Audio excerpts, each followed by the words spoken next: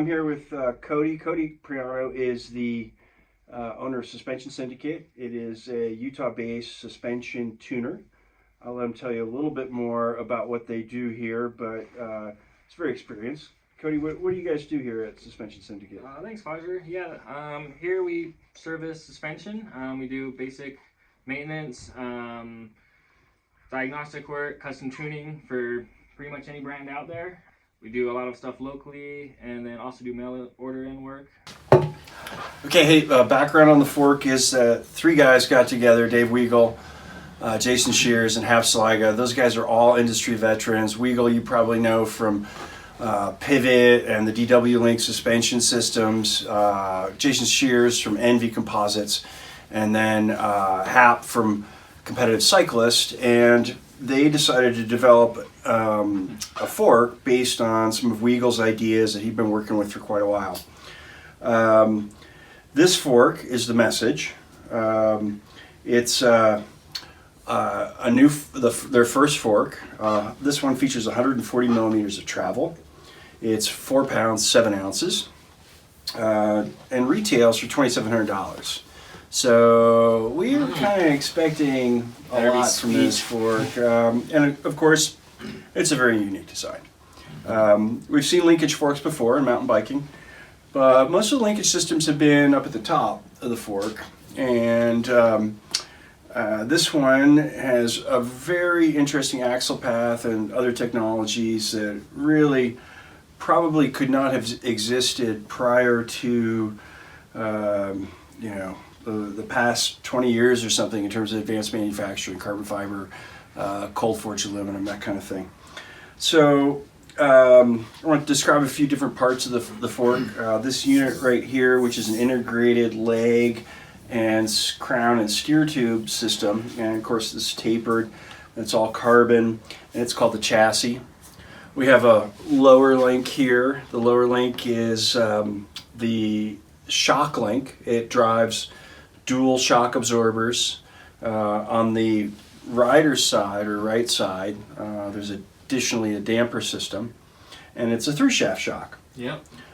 Which means that the shaft that pushes the oil actually goes through the end of the shock, and that's a system that's generally considered to have a little bit less stiction, a little bit better heat and oil management, because there's an IFP in the center that just kind of sits there, and really the only way that the oil expands is through heat. It's not through pressure as much, and so kind of a cool system. And then this link right here, we call this the axle link, and it's the one that the axle and the brake mount are connected to. And then the control link, and the control link here of course has an indicator on it for sag, pretty neat, that's built in. And the control link, I mean, if you see as you move the fork into what's more of a normal 62, 63, 65 degree head tube angle, whatever, you can see that the control link here is fairly vertical, and through the course of the axle path it moves back, and it's very similar. It pulls the axle back. It's moderated a little bit by the geometry of the lower links. We had the ability to take a look at it and take it apart. There's some other parts here. Cody, why don't you talk about some of the different ports and mounting pieces here? Yeah, so this thing is super cool. Super rigid. It's able to have a really small shaft, very small, a little bit of surface tension for bushings and seals and extinction, friction. 22 clicks of rebound, high and low speed compression adjustments here. It's a 3 mil Allen. Lockout. And that's a 3 position up there? Yeah, so probably your typical climb trellis in. Pretty cool. And then you got an upper shock mount there, and then next to it's another little port. Yeah, so this is a normal shock mount. It just grabs the top of the damper assembly like most rear shocks. This one down here has a bearing in it, which you see sometimes on rear suspension. In the eyelet itself. In the eyelet itself, yeah, with the reducer in it. And we pulled the damper out and shock system on this side, You know, as you can see from the video that we've got going here, we've got a really interesting gear arrangement that the compression lockout drives. Yeah, that is really cool. The compression or lockout knob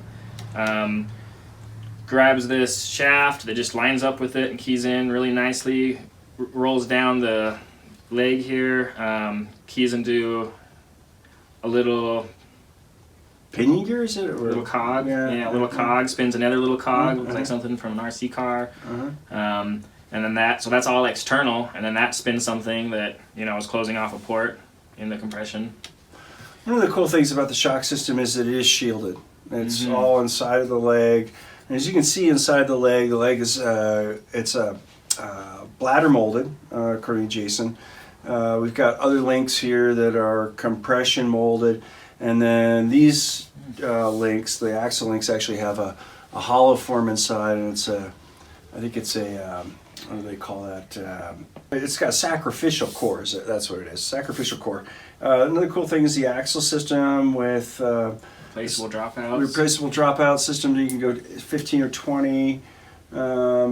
It's got some cool molded in carbon fiber cable routing pieces right here.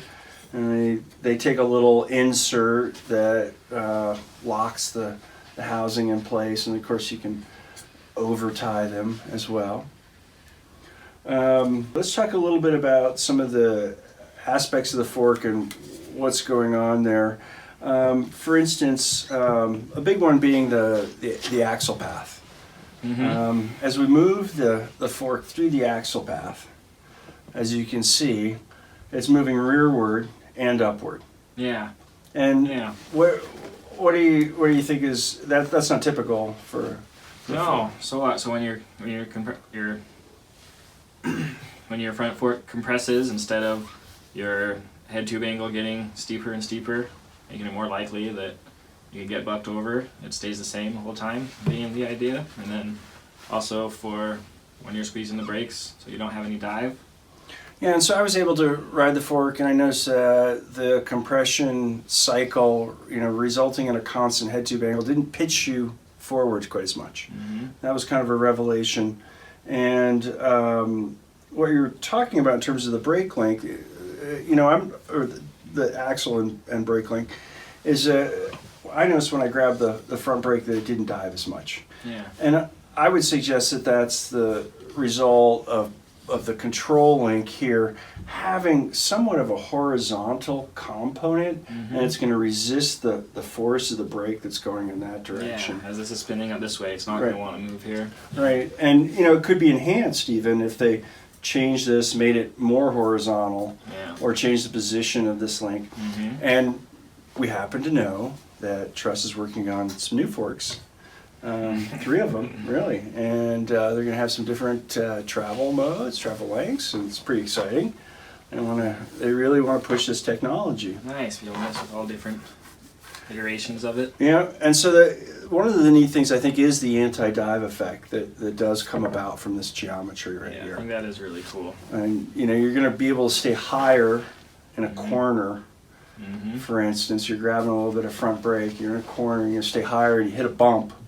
And you're not going to have already smashed through your suspension travel. Yeah, no, that's cool. It's a good way to have mid-body going into corners just naturally without, don't have to worry about that brake at all.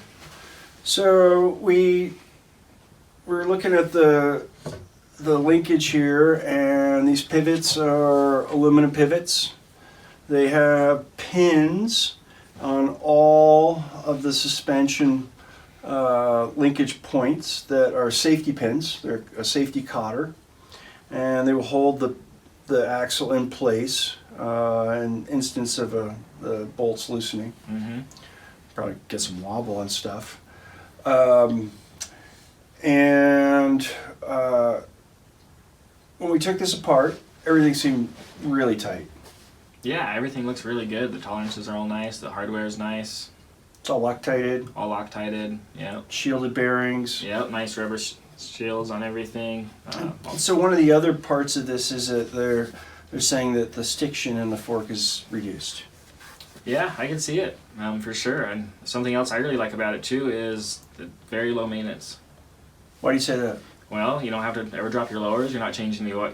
There's no splash bath oil. You don't have to worry about your bushings getting dry or damaged. There's, you change the oil in the damper now and then, and make sure your bearings are always spinning. Keep your hardware tight.